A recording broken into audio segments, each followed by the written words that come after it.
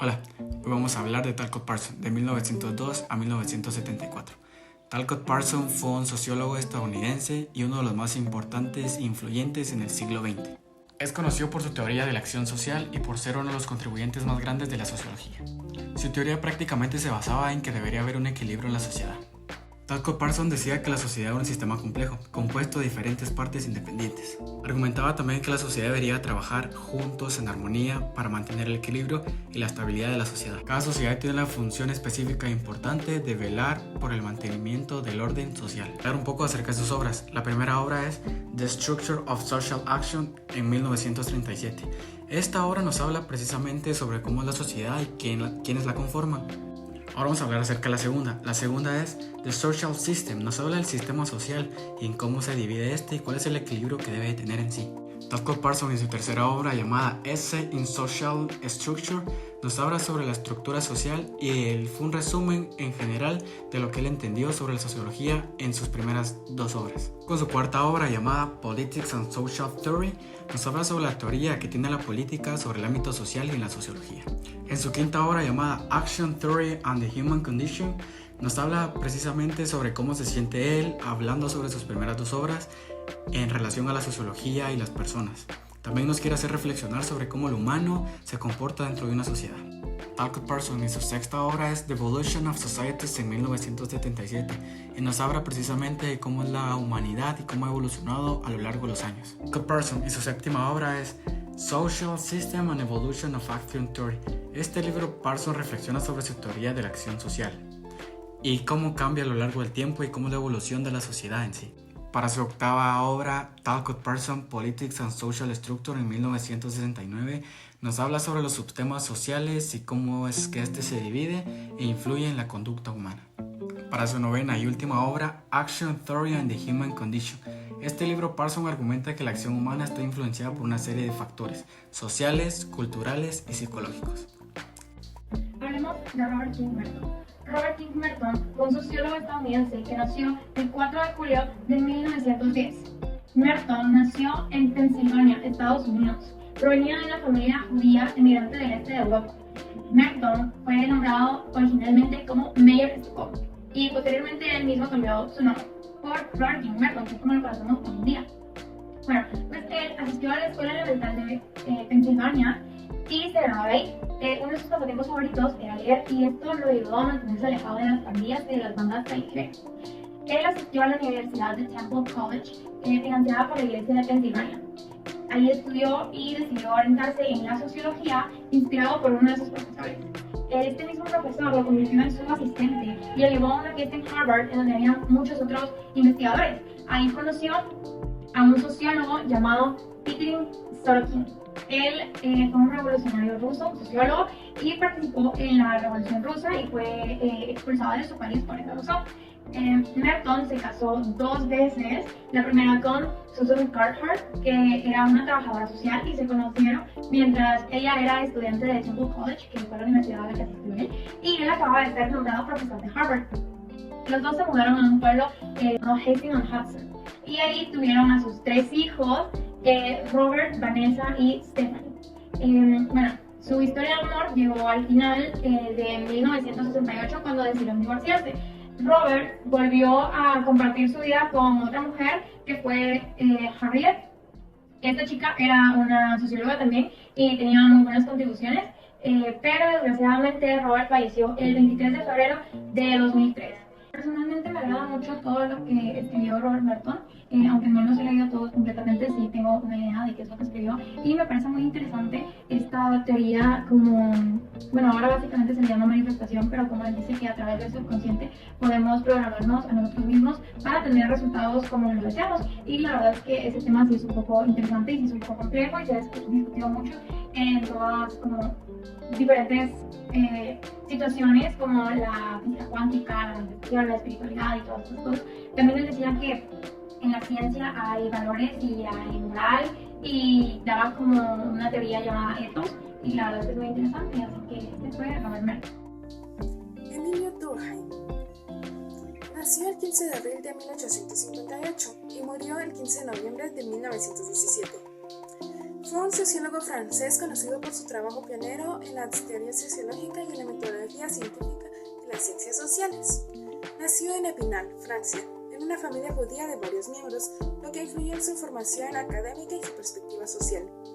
Durkheim estudió filosofía en la École Normale Supérieure de París, donde se interesó por la sociología y la antropología. Luego enseñó en varias universidades francesas y se convirtió en el fundador y primer director del Departamento de Sociología en la Universidad de Burdeos. A lo largo de su carrera desarrolló una serie de teorías sociológicas que se centraron en la importancia de las estructuras sociales en la vida de las personas y cómo las normas y valores compartidos por los miembros de una sociedad influyen en su comportamiento. Durkheim fue pionero en la aplicación del método científico a las ciencias sociales, defendiendo la importancia de la observación y la medición empírica en la investigación social. Sus puntos de vista sobre la importancia de la sociedad como entidad independiente e influyente en la vida de las personas son la piedra angular de la teoría sociológica moderna. Durkheim estaba influenciado por el determinismo social, una corriente de pensamientos que sostenía que el comportamiento humano está determinado por factores sociales y culturales. Este contexto social determinista influyó en su trabajo y en su visión de la sociedad como una fuerza influyente en la vida de las personas. A lo largo de su carrera, escribió 10 libros individuales, los cuales son De la división del trabajo social, 1893. El conflicto de las clases no es inherente a una sociedad capitalista, pero el crecimiento desenfrenado del poder estatal conducirá a la extinción de la individualidad. Solo en una sociedad que fomente lazos voluntarios entre sus miembros, ésta puede prosperar. Las reglas del método sociológico, 1895. Aquí Durkheim desarrolla 3 perspectivas en la sociología: la teoría sociológica, la metodología y la investigación empírica. Su teoría de que la sociedad es una realidad específica. Todo hecho social es causado por otro hecho social, nunca de un hecho individual. El suicidio, 1897. Durkheim analiza las sociedades y clasifica el suicidio según el modo de la solidaridad. Las determina como suicidio altruista, egoísta y anatómico. Ensalza a la sociedad como una entidad superior al individuo. La ciencia social y la acción, 1898. La sociología es la disciplina que observa y comprende los fenómenos sociales. Esta debe colaborar con otros campos de conocimiento para resolver de forma efectiva los problemas sociales. La evolución pedagógica en Francia, 1902. Con la historia de la educación francesa, Durkheim sugirió formas de mejorarla. Esto lo hizo buscando resaltar la importancia de la educación en la sociedad y su capacidad para promover la integración social. El individualismo y los intelectuales, 1898.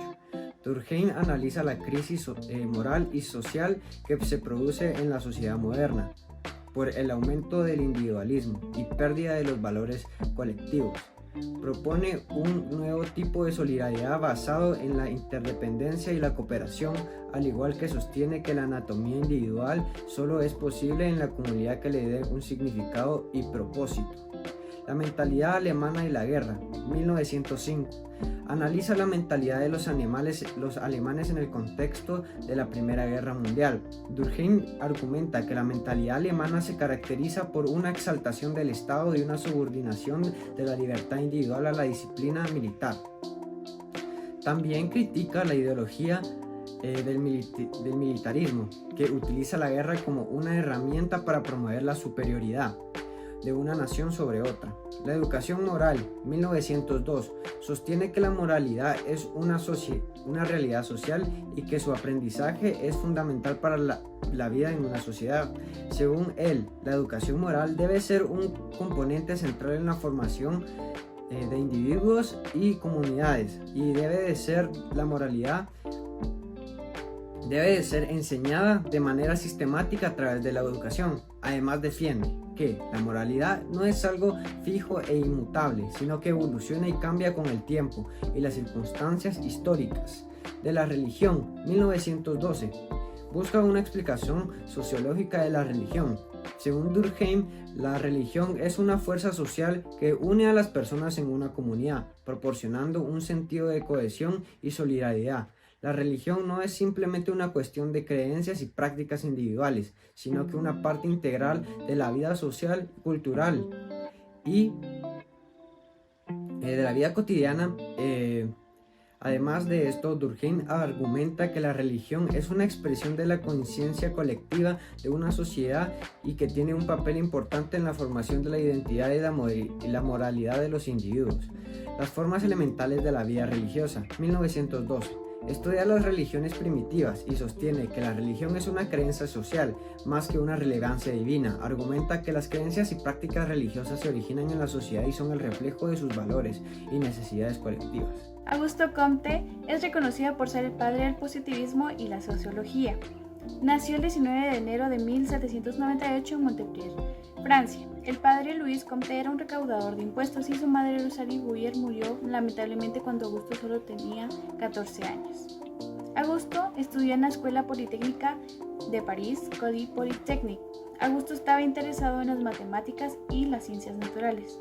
Esta institución tuvo que ser clausurada por la ideología republicana. A causa de la prohibición, Comte tuvo que retornar a Montpellier y empezó a estudiar medicina en la universidad, pero al cabo del tiempo decidió volver a París para formarse. Fue uno de los mejores estudiantes, pero lamentablemente no obtuvo ningún título. Su carrera comenzó en 1817 como secretario de Henry Saint-Simon, lo que le ayudó y contribuyó a su pensamiento.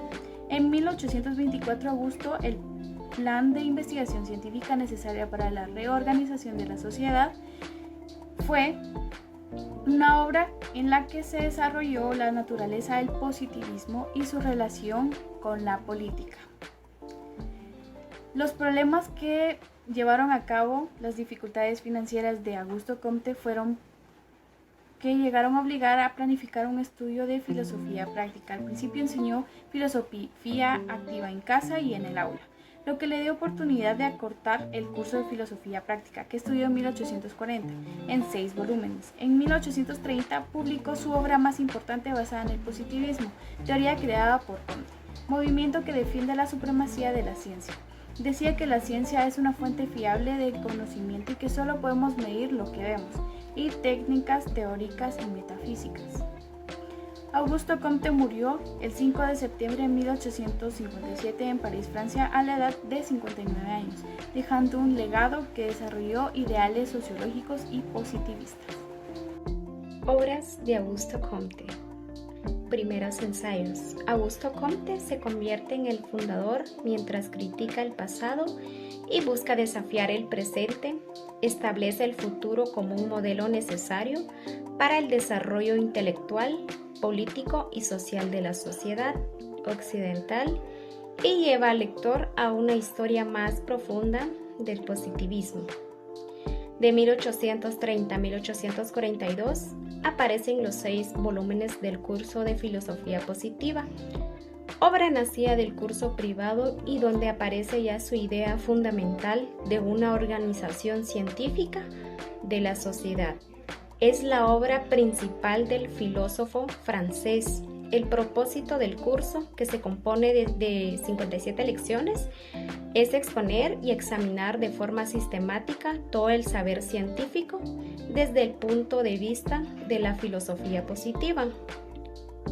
Y en su obra Sistema de Política Positiva propone una religión que estimulará una benéfica conducta social.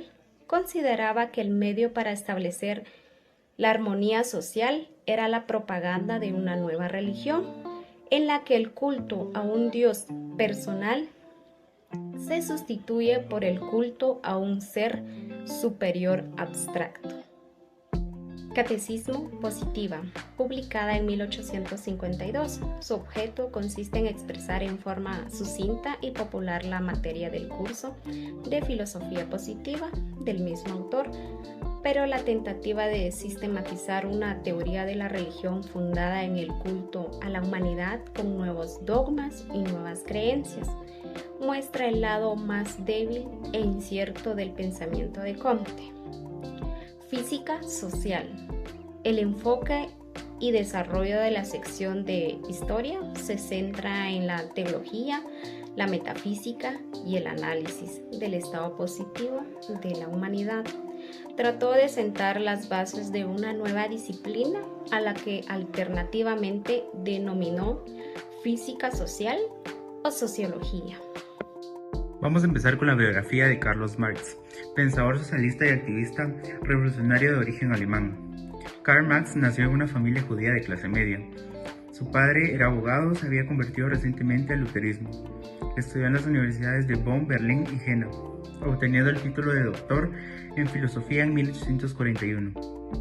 A partir de este momento, el pensamiento de Marx reemplazó el idealismo de Hegel con un enfoque materialista, pero sus fuerzas económicas básicas formaron la infraestructura básica que finalmente determinó construcciones como la estructura social, la política y la cultural.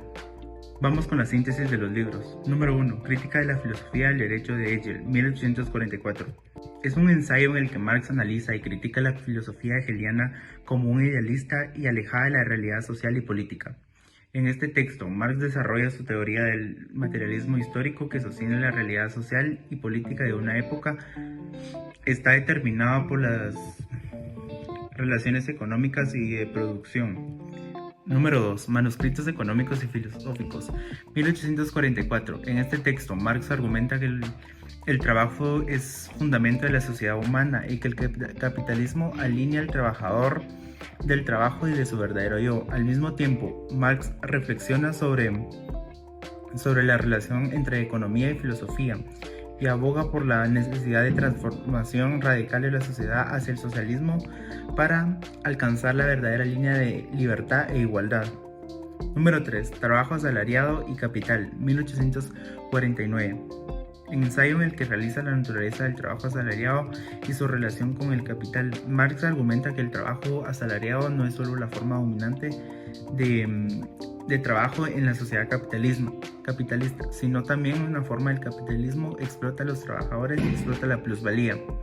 Número 4.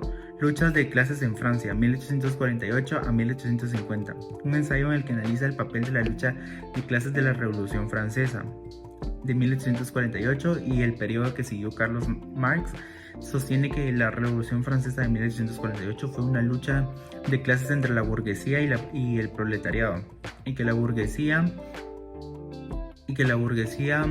pudo consolidar su poder a la sociedad francesa a través del sufragio universal y la democracia parlamentaria.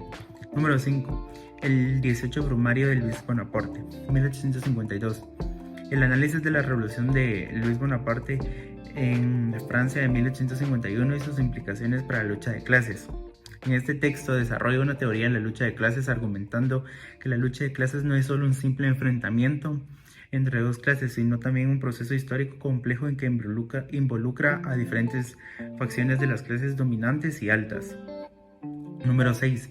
Miseria de la filosofía, 1847. Marx argumenta que Proudhon no comprende las leyes básicas del capitalismo y que sus propuestas para un sistema basado en el intercambio son ingenuas y poco prácticas. También critica la idea de Proudhon de que la propiedad privada es la raíz del mal social, argumentando que el capitalismo y no la propiedad privada en sí misma es la causa de la desigualdad y la infelicidad.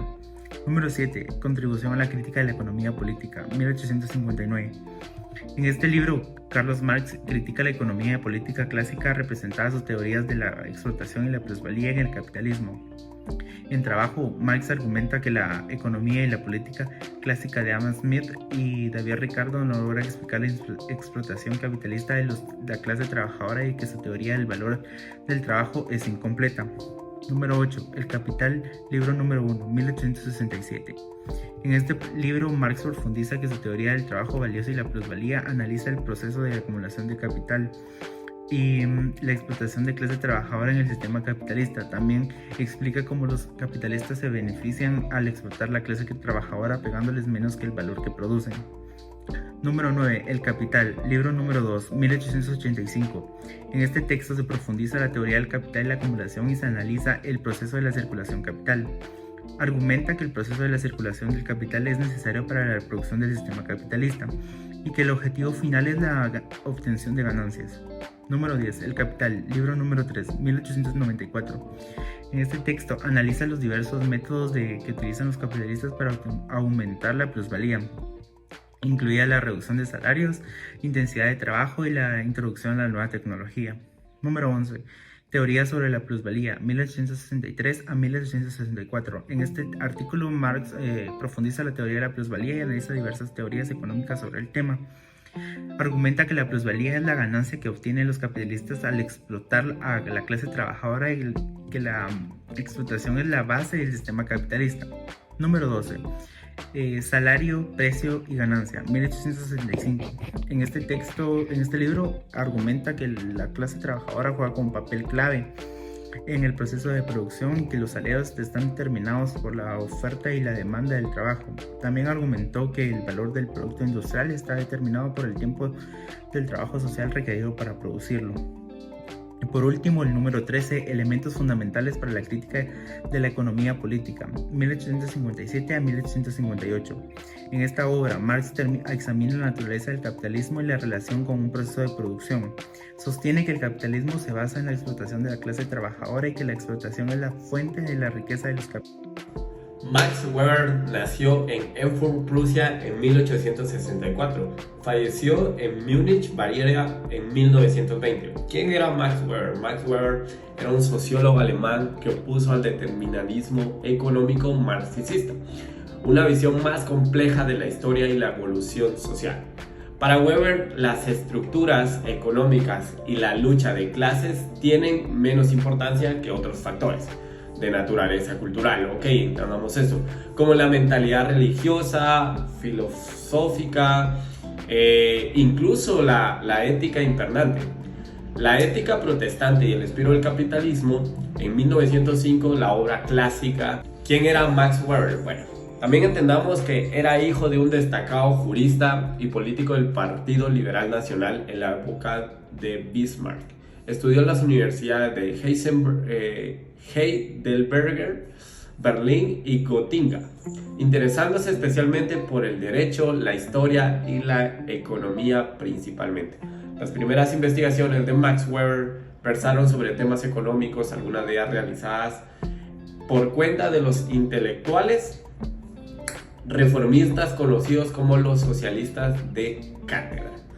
Desde 1893 fue catedrático en varias universidades alemanas, fundamentalmente en Heidelberg, excepto en 1898 y 1906, aquejado de fuertes depresiones. Durante ese periodo dejó la enseñanza para dedicarse a viajar a investigar. En 1909 fundó la Asociación Sociológica Alemana.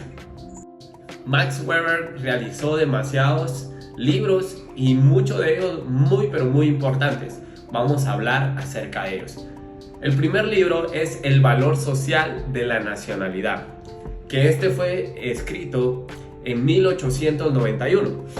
En él, Weber argumenta que la nacionalidad es un factor importante en la construcción de la identidad individual y colectiva, y que la importancia varía según las sociedades que en él habitan. Vamos con el siguiente, la historia de las sociedades comerciales en la Edad Media, en 1889. Este libro analiza la importancia de las sociedades comerciales en la economía medieval y su influencia en las transformaciones sociales de la época. Luego está la situación política en Alemania en 1894. Weber examina la política alemana de la época, destacando la influencia de las élites en la toma de decisiones políticas y la falta de participación ciudadana en el proceso. Otro libro también muy importante es El problema agrario de la historia de la civilización romana en 1895.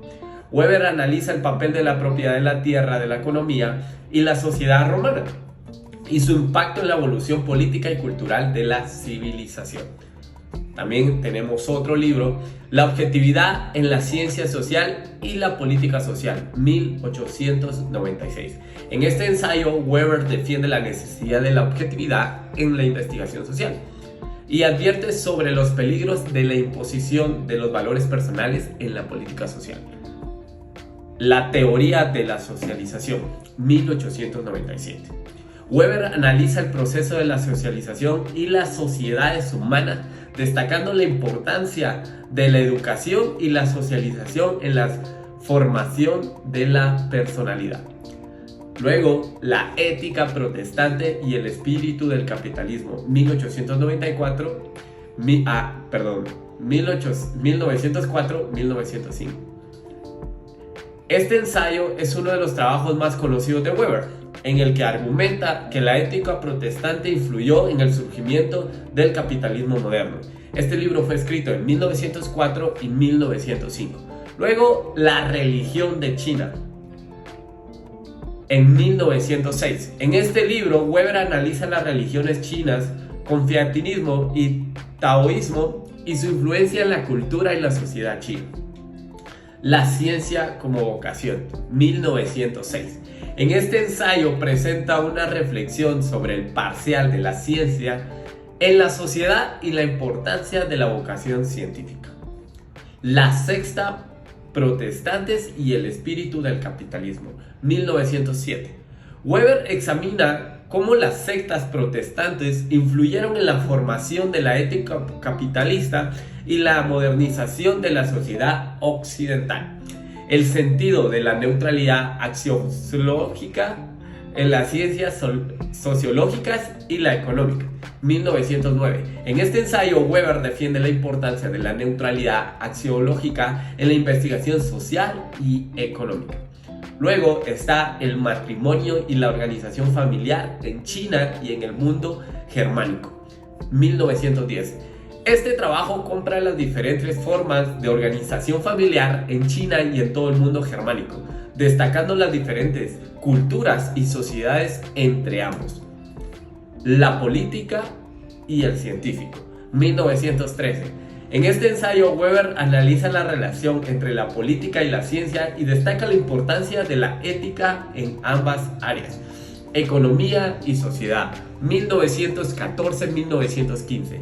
En esta obra se consideraba de la más importante de Weber. En esa establece la teoría de la acción social y analiza la relación. El socialismo, 1916. Weber analiza la evolución del socialismo desde sus inicios hasta su expresión más moderna en el movimiento obrero alemán, argumentando que la lucha de clase no es suficiente para entender el fenómeno. El Estado-Nación y la ética económica, 1907, Weber analiza el papel del Estado-Nación en el sistema económico capitalista, argumentando que el Estado tiene el papel crucial en la regulación y el control de los mercados. La política como vocación, 1909. En esta obra, Weber define el concepto de la política y explora las motivaciones y valores que mueven a la persona a participar en ella.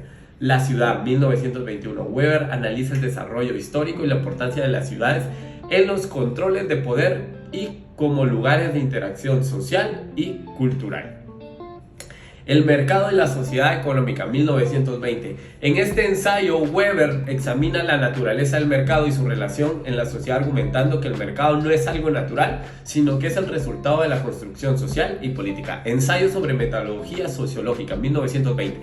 Weber aborda desafíos metodológicos de la sociedad y defiende de la comprensión como método de estudio ante la acción social. La teoría de la organización, 1922. Weber analiza las características de la organización y su relación con las sociedades y la economía, destacando la importancia de burocracia y la racionalidad en el funcionamiento. Pensamiento sobre el nacionalismo y la política internacional, 1923. Weber reflexiona en este libro sobre la relación entre el nacionalismo, guerra, política internacional, argumentando que el nacionalismo es una fuerza poderosa pero que puede ser controlada por la política nacional. Y la política, 1923. En este libro, Weber examina la relación entre la ciencia y la política, destacando la importancia de la objetividad y la independencia de la investigación científica para una toma de decisiones política informada y efectiva, dando por entendido que Weber ha sido un sociólogo economista que ha contribuido muchísimo a esos campos y gracias a ello se ha tenido el desarrollo necesario y el control necesario para la toma de decisiones y el desarrollo mundial hasta hoy en día.